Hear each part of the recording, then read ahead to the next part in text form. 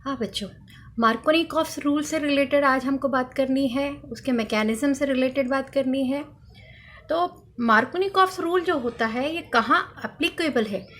उस जगह एप्लीकेबल है जहाँ पर कार्बन कार्बन के बीच में डबल बॉन्ड प्रेजेंट है, carbon carbon double bond triple bond present है, और वो भी जब ये प्रेजेंट है तो ये जो एल्कीन है, डबल बॉन्ड होता है तो एल्कीन में भी क्या है, वो अनसिमेट्रिकल एल्कीन है। यहाँ पर इस कार्बन एटम पर अगर दो हाइड्रोजन लग जाते हैं तो ये सिमेट्रिकल हो जाएंगे, ठीक है। ये हाइड्रोजन यहाँ यहाँ यहाँ, ये इथीन, ठीक है। और सपोजिंग यहाँ पर इस हाइड्रोजन को हटा करके CH3 लग जाता है तो ये हो जाएगा हमारा अनसिमेट्रिकल एल्कीन, जो कि एक प्रोपीन है। और इस अनसिमेट्रिकल एल्कीन में एक अनसिमेट्रिकल मॉलिक्यूल जैसे कि HX मतलब HCl, HBr, HI अगर ये लिया जाता है तो यहाँ पर ये जो नेगेटिव पार्ट जो होता है, ये नेगेटिव पार्ट उस कार्बन आइटम पर जाता है जिसके पास कम हाइड्रोजन आइटम होते हैं। ये negative part will go over here, इसके पास चला जाता है, ठीक है। और पॉजिटिव पार्ट इस कार्बन आइटम पर जाता है, ठीक है। ये पॉजिटिव पार्ट है। तो जो भी कोई मॉलिक्यूल होगा, अगर वाटर मॉलिक्यूल भी होता है तो सेम थिंग उसमें भी यही होगी। उसका HOH अगर लिया जाता है तो OH नेगेटिव कहाँ जाएगा, जहाँ पर कम हाइड्रोजन आइटम है, ओके। तो इस तरह से यहाँ पर ये हो गया मैकेनिज्म, राइट।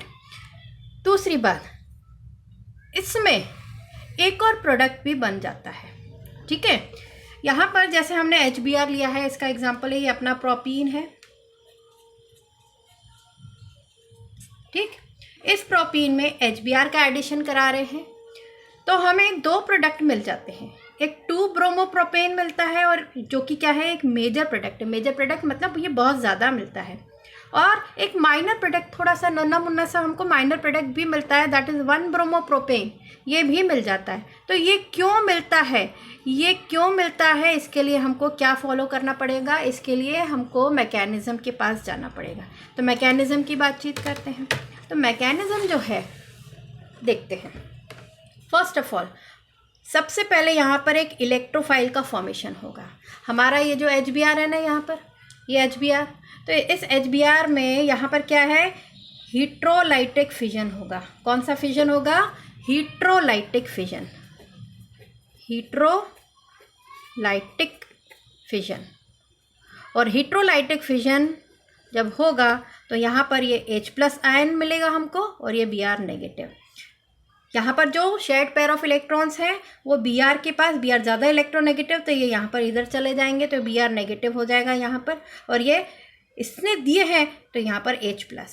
अब ये जो हीट्रोलाइटिक फिजन हुआ है, इसके कारण अब क्या डेवलप हुआ है, ये जो H+ है ये है हमारा इलेक्ट्रोफाइल। क्या है ये, इलेक्ट्रोफाइल है।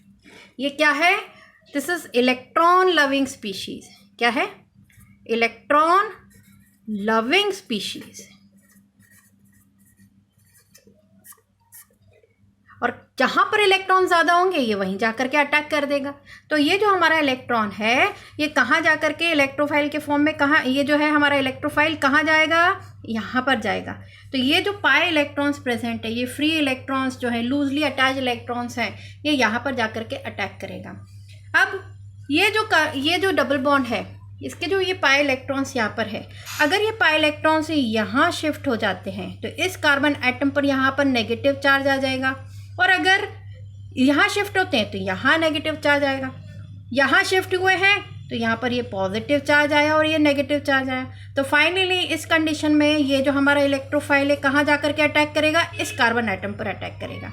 जैसे ही ये इस कार्बन एटम पर अटैक करेगा तो यहाँ पर क्या होगा, ये CH2 से CH3 हो जाएगा, और पॉजिटिव चार्ज ये यहाँ पर, तो ये बन गया हमारा 2 डिग्री कार्बोकैटायन, राइट।